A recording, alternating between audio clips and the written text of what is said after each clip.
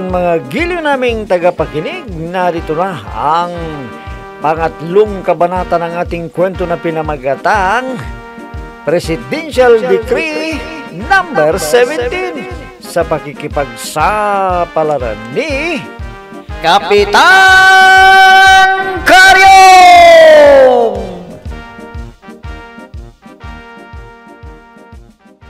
Ha? Ano kayang putok na yun? Parang sa barangay hall galing ah. Ano kayang nangyari? Veronica, narinig mo ba yung putok ng baril? Oo, friend. Parang doon sa barangay hall galing ang putok eh. Diyos ko, ano kayang nangyari?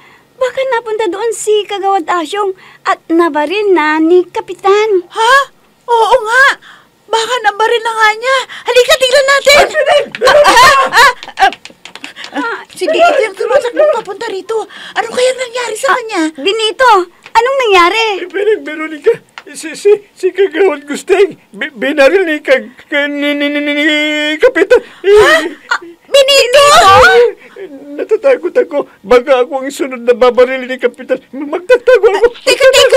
Bakit ka naman babarilin? Ha? May kasalanan ka ba kay Kapitan? Oo, marami akong kasalanan sa kanya. Magtatago ako. Ayaw ko pang mamatay. Benito, sandali lang. Benito! Ay, friend, totoo kaya ang sinabi ni Benito? Totoo kaya? Friend, kailangan makumpirma natin. Halika, pumunta tayo agad sa barangay hall. Aalamin natin kung totoo o hindi. O sige, halika na, Veronica.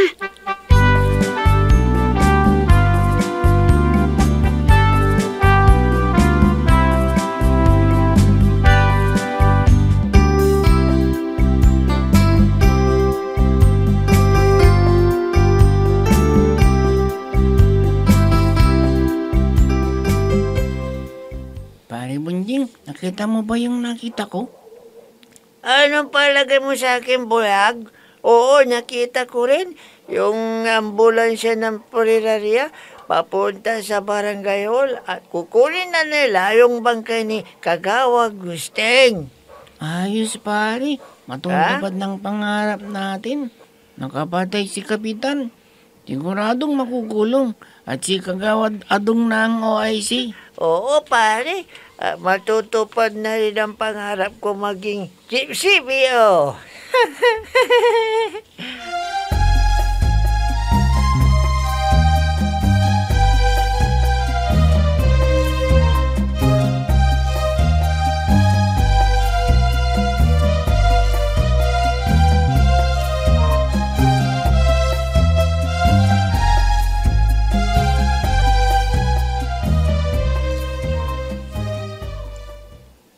Salamat.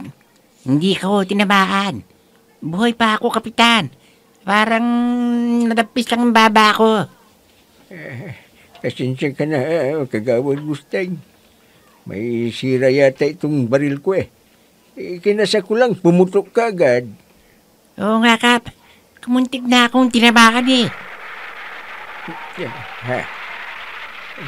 Well, may tumigil na sasakyan sa harapan ng barangay hall. Pakisilip nga kung sino yan.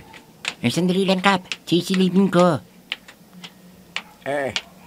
Sino yan, Kagawad Gusteng? Ay, Kap. Ambulansya ng Puniraria. Bakit kaya nagpunta rito yan? Anong kailangan nila? May namatay ba dito sa atin? Kwan, magandang araw po sa inyo. Magandang araw din. Ano ang may paglilingkod namin sa'yo? Naparito kami para kunin ang bangkay ng nabaril. Nasaan ang bangkay? Bangkay? Anong bangkay na sinasabi mo? Yung bangkay ng nabaril. Kukunin namin para may balsa mo na. At may lagay na sa kabaong. Ay, sandali lang. Sino bang nagsabi sa inyong may bangkay dito? Sino? Kwan. Si Kwan si Kagawad Asyong at Kagawad Adong po. Ano? Naku, walang bangkay dito! Kwan, nasaan ang bangkay? Nasaan? Bakit nawala ang bangkay? Kwan, yung bangkay, Kwan, nandun sa bahay ni Kagawad Asyong. Doon na lang kayo pumunta. Ano? Kung ganun, sige po, pupunta kami doon. Kunin namin yung bangkay. para hindi kami mauna ng ibang punerarya. Lalo na si Reggie Cruz. Mabilis kumuha ng bangkay yon ng mga tauhan niya. Tarantado. Tarantado talagang dalawang kagawad na yun, ah. Sinabi raw nilang may bangkay dito. Pwah! Makakapatay ako talaga. Mapapatay ko sila kagawad. Mapapatay ko talaga sila. Hindi ka Huwag! na. Huwag, baka pumutok na naman yan! Huwag! Kapitan! Pumutok na naman! Kahit hindi mo pa kinakalabit, tinabaan mo yata yung tauhan ng punerarya!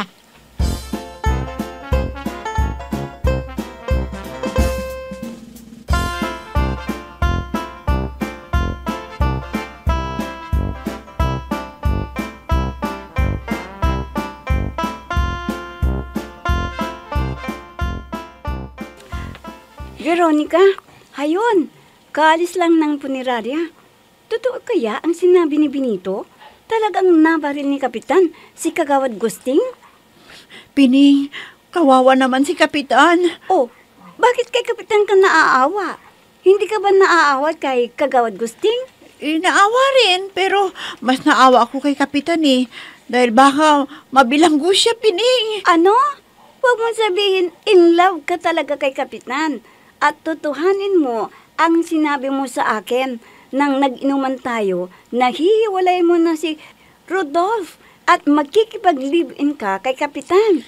Umamin ka sa akin. Pining. Okay. Alam ko na ang ibig mong sabihin, friend. Talagang nabaliw ko na kay Kapitan. Ewan ko ba kung bakit nakaramdam ako ng ganito kay Kapitan. Iba kasi ang aura niya eh. Kahit matanda na, nandun pa rin yung kakisigan niya. Damang-dama ko ang kanyang pagkalalaki. Nako, paano na si Rudolph? Pasensya na lang siya. Dahil hindi ko nararamdaman ang pagmamahal niya eh. Veronica? Ha? Hayun si Kapitan. Nasa pintuan ng barangay hall. Sige, Pining. Mauuna na ako ha. Baka huliin na siya ng pulis. Yayakap muna ako sa kanya ng mahigpit na mahigpit. Dahil namimiss ko siya kapag hinuli na siya. Veronica!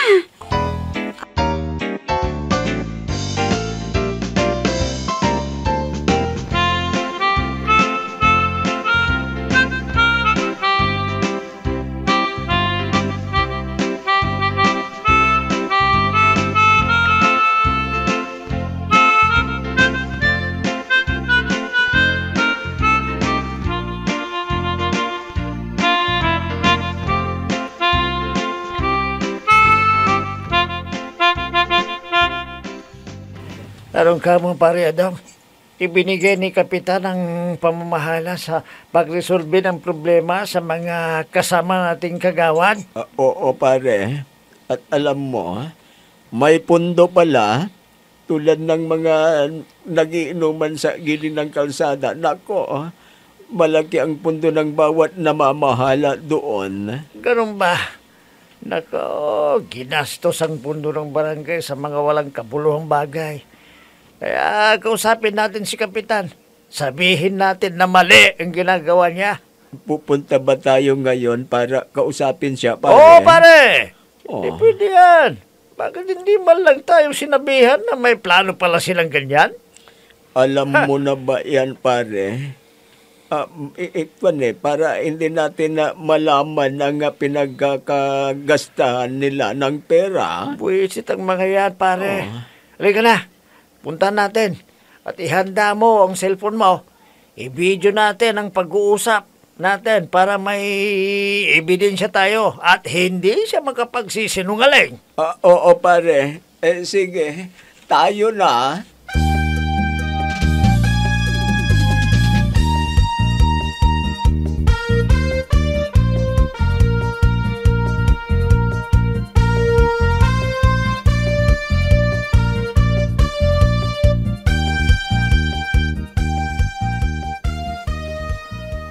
Nahulain siyang anong balita? Totoo bang napatay ni Kapitan si Kagawad Gusting? Ay nako, hindi pala boy.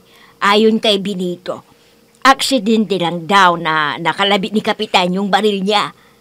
Ganun ba? Naku, sayang Lola. Napatay na ni Kapitan si Kagawad Gusting. Tiyak, mabibilanggo siya, kaya magtatago siya.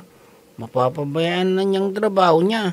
At siguradong si Kagawad Adong ang OIC at administrator si Kagawad Asyong. At magiging chief CBO na sana ako.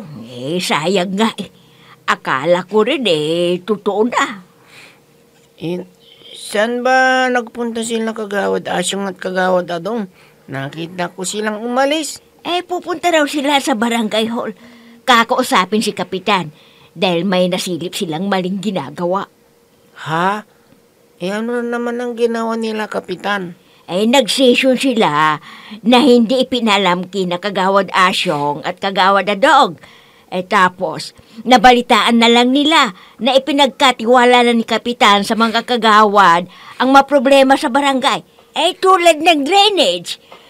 Mga nagiinuman sa gilid ng kalsada, mga nagbibilad ng palay na hindi maayos, at mga laseng na pakalat-kalat. Ha? Anong problema doon? Gusto rin nilang mamahala sa iba ng problema sa barangay, ganun ba? Hindi boy. Kaya nagagalit silang dalawa dahil nalaman nilang bawat kagawad na pinagkatiwalaan niya ng bawat problema ay may pundo pala. At ang pundo ay manggagaling sa barangay. Kaya galit sila. At gusto nilang hadlangan yon. Paano kung hindi papayag si Kapitan? Nako. Diyan maghahalo ang balat sa tinalupan.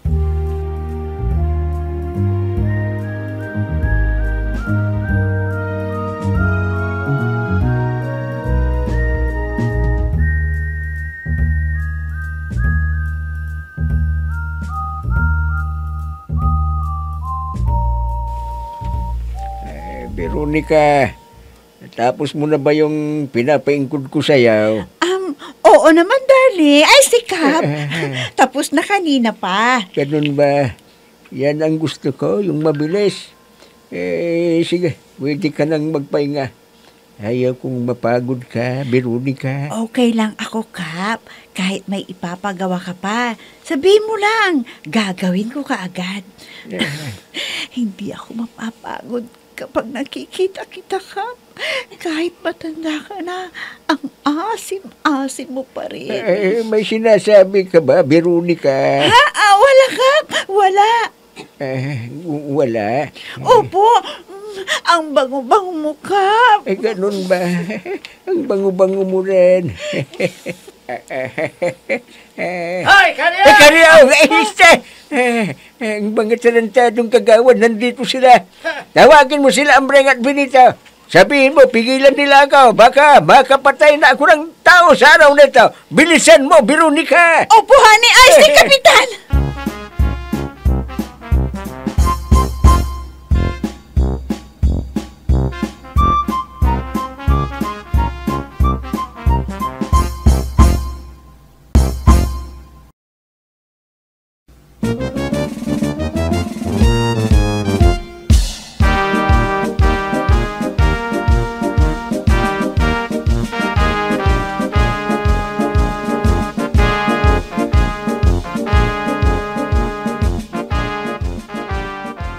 Aray ko, pare Adong.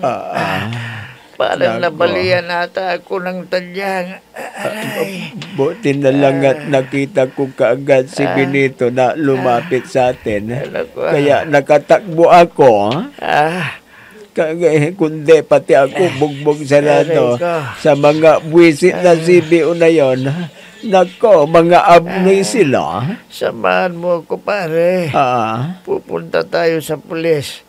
Ipapablatter kong ginawa nilang pambubugbog sa akin.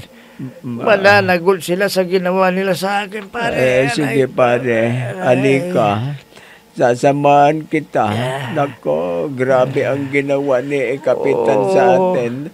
Gusto pala niya tayo nga ipapatay. Pare. Pananagutin nila itong ginawa nila sa akin. Magpapamedical ako. Pupunta ako sa doktor. ipapatanggal ko ang mga CBO na yan. Oo, pare. Halika, pupunta tayo sa pulis. I-blatter natin sila. Sige, pare. Tayo na.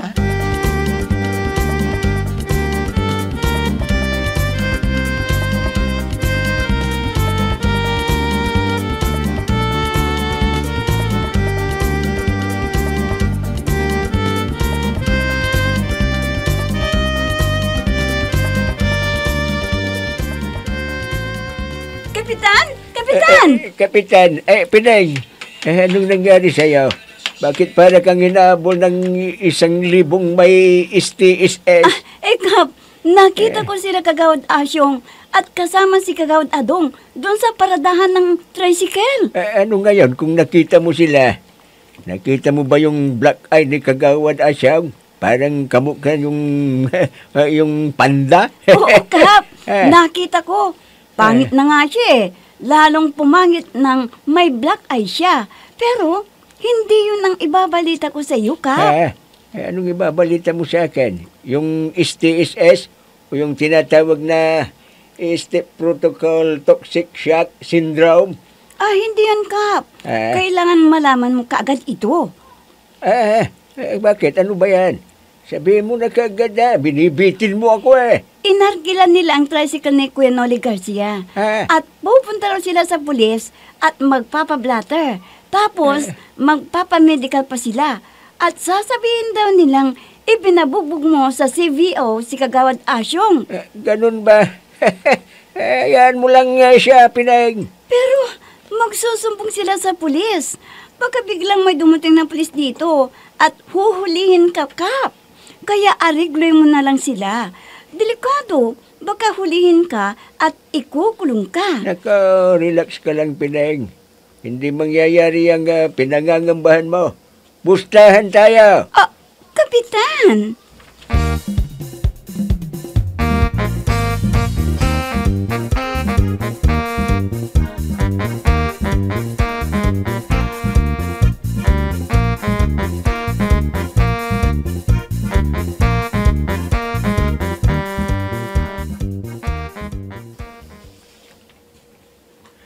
Nahulain siyang anong nangyari kay Kagawad Asyong? Ay naku boy, ipinabugbog siya ni Kapitan kina Ambreng at Benito. Ano? Abis mo, sobra na ang Kapitan Karyong na yun Nilalagyan na niya yata ang batas sa kanyang kamay. Ay oo boy, dahil sa programa daw niya, ayaw na niyang may humahadlang sa mga plano niya. Kaya ginawa niya yon kay Kagawad Asyong. Kailangang isumbong na siya sa kinauukulan para mabigyan ng leksyon ng Kapitan Karyong na yun. Hahayaan na lang ba natin ganyan ang ginagawa niya? Kung ako ang tatanungin mo, talagang hindi. Pero pumunta na sila sa pulis. Isusuplong nila ang ginawa nila Ambreng at Benito sa kanya. Kung ganun, hindi magtatagal. May pulis na pupunta dito at aarestuin siya na Ambreng at Benito. Hindi lang sila huhuliin, kundi pati si Kapitan Karyong dahil siya ang mastermind. Siya ang nag-utos sa kanila na bugbugin si Kagawad Asyong. Walang hiyang Kapitan Karyong na yun. Hindi na naawa kay Kagawad Asyong. Oo nga Kaya kailangang mahuli siya ng pulis para mabigyan ng leksyon at hindi na pamarisan pa ng ibang opisyal. Oo, Lola. Misit ang Kapitan na yun. Ano kaya kung pupunta ako dun sa kaibigan kong hard killer at ipapapatay ko si Kapitan? Boy!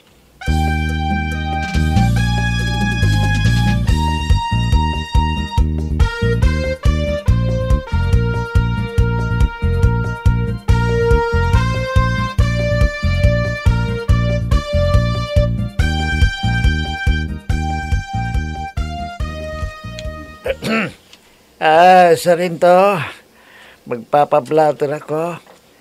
Inagrabyado nila ako. Tingnan mo ang ginawa nila sa akin. Kamuntik na nila akong mapatay. Tama po ang sinabi ni Kagawad Asyong, Sarinto. Pati ako ang ipapabugbog sana ni Kapitan, pero mabilis ako nakatakbo kaagad ako sa rinto. Sa rin to, sige na. I-blatter mo ang ginawa nila sa akin. Pinagbantaan pa nga niya ang buhay ko eh. Talagang papatayin daw ako. Hoy, kayong dalawa, umalis na kayo rito. Marami kaming ginagawa. Ang dami namin trabaho ngayon. Pero sa rin to, magpapablatter kami. Kung hindi kayo alis, ipapasok namin kayo sa karsal. Sa rin to.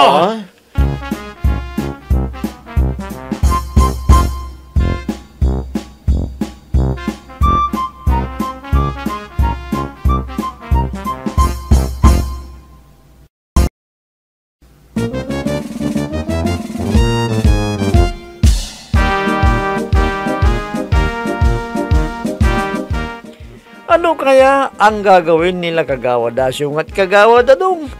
Mga giliw naming tagapakinig, abangan ang susunod na kabanata ng ating kwento na pinamagatang Presidential Decree Number 17 sa pakikipagsapalaran ni Kapitan Karyong! Mga nagbibigay buhay sa ating dula ay sina Mayra Abrihal Narnola, Susan Malikdam, Robert De Guzman, Amik Diaz, Oscar Ora, Jun Cabato, Technical Supervision at sa musika ni Oscar Ora, nilapatan ng tunog ni Robert De Guzman, mula sa panulat at direksyon ni Oscar Ora, Kapitan Karyong! Inihahandog sa inyo ng F3 Recording Studio para sa pambansang radyo ng Pilipinas, Bombo Radio Philippines!